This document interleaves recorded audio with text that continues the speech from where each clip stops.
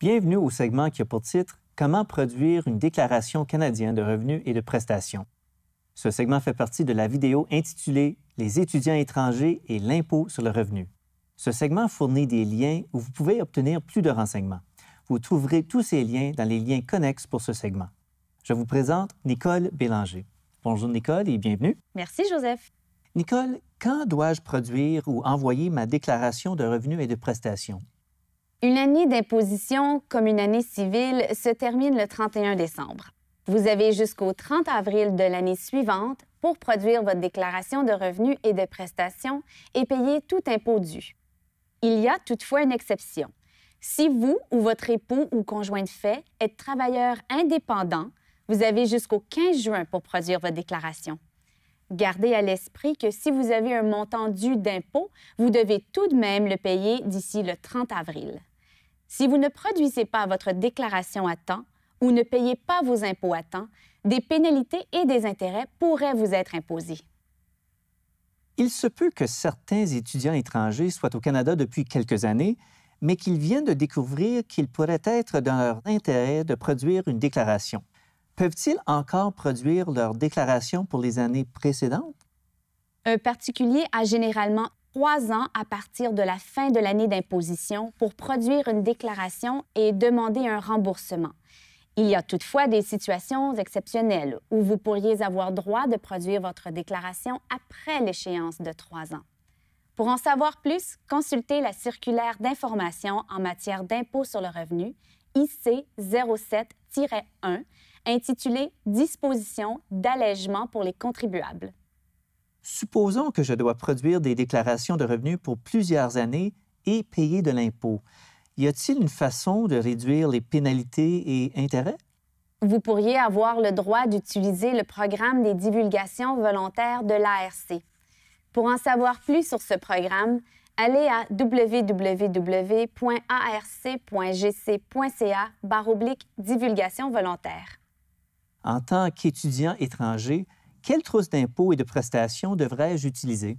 Cela dépend de votre statut de résidence et du revenu que vous déclarez. Il a précédemment été question des différents statuts de résidence dans le segment de la vidéo qui a pour titre « La résidence et pourquoi elle est importante ». En tant qu'étudiant étranger, vous devez utiliser la trousse générale d'impôts et de prestations pour la province ou le territoire où vous viviez le 31 décembre ou la trousse d'impôts et de prestations pour les non-résidents et les résidents réputés du Canada. Disons que je suis un étudiant étranger qui, aux fins de l'impôt, a résidé au Canada pendant toute l'année. Quelle trousse d'impôts devrais-je utiliser? Si vous avez résidé au Canada pendant une année complète, utilisez la trousse générale d'impôts et de prestations pour la province ou le territoire où vous viviez le 31 décembre. Si vous résidiez au Québec le 31 décembre, vous devez produire une déclaration fédérale à l'ARC et une déclaration provinciale distincte à Revenu Québec. Pour en savoir plus sur la production de déclarations au Québec, visitez le www.revenuquebec.ca. En tant que résident du Canada aux fins de l'impôt, quelles options s'offrent à moi pour produire ma déclaration? Vous pouvez préparer vous-même votre déclaration et la produire en ligne avec un logiciel de préparation de déclaration de revenus. Certains logiciels sont offerts moyennant des frais, d'autres sont gratuits. Vous trouverez une liste de logiciels homologués ImpoNet à www.imponet.gc.ca/logiciel. Vous pouvez aussi produire votre déclaration sur papier en la postant à votre centre fiscal local. Vous pouvez télécharger et imprimer une copie de la trousse d'impôt à partir du site Web de l'ARC. Si vous utilisez la trousse générale, vous pouvez vous en procurer une dans n'importe quel point de service de Poste Canada de février à mai. Vous pouvez aussi demander à un professionnel de l'impôt de vous aider à préparer et à produire votre déclaration en ligne. Que vous souhaitiez préparer vous-même votre déclaration ou le faire faire par un professionnel, rappelez-vous que la production en ligne vous permettra d'obtenir votre remboursement plus vite. La page Web de l'ARC intitulée « Envoyer une déclaration de revenus » énumère toutes les options de production qui vous sont offertes. Disons que je suis un étudiant étranger qui est récemment arrivé au Canada et qui est devenu un résident du Canada au cours de l'année. Quelle trousse d'impôts me faut-il?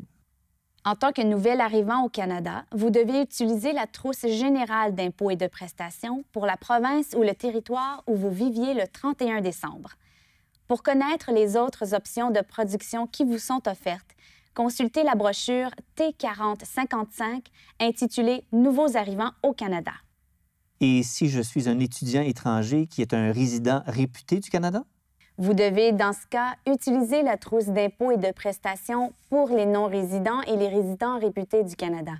Vous trouverez une liste complète d'options de production pour les résidents réputés dans le guide 5013-G intitulé « Guide général d'impôts et de prestations pour les non-résidents et les résidents réputés du Canada ». Je vous suggère de lire tout particulièrement la partie qui s'intitule « Comment produire votre déclaration » dans la section qui a pour titre « Remboursement ou solde dû ». Supposons maintenant que je suis un étudiant étranger qui est un non-résident du Canada aux fins de l'impôt. Quelle trousse d'impôt dois-je utiliser? En tant que non-résident du Canada, le type de revenu que vous gagnez a une incidence sur la déclaration que vous devez produire. En règle générale, vous devez utiliser la trousse d'impôts et de prestations pour les non-résidents et les résidents réputés du Canada. Toutefois, si vous déclarez seulement des revenus d'emploi gagnés au Canada, utilisez la trousse générale d'impôts et de prestations pour la province ou le territoire où vous avez gagné le revenu. Vous devrez aussi remplir l'annexe D. Sachez toutefois que si vous êtes considéré comme un non-résident aux fins de l'impôt et que vous n'avez aucun revenu canadien imposable, vous ne pouvez pas produire de déclaration dans le seul but de reporter les frais de scolarité, le montant relatif aux études et le montant pour manuel.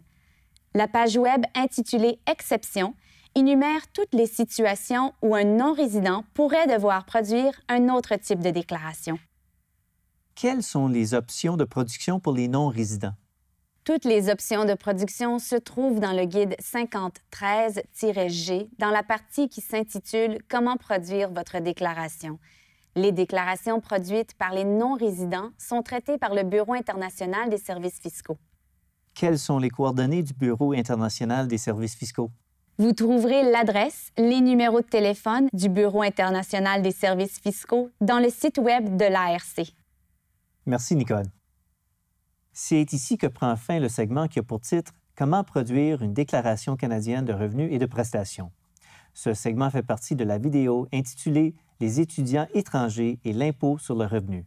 Je vous remercie de votre attention.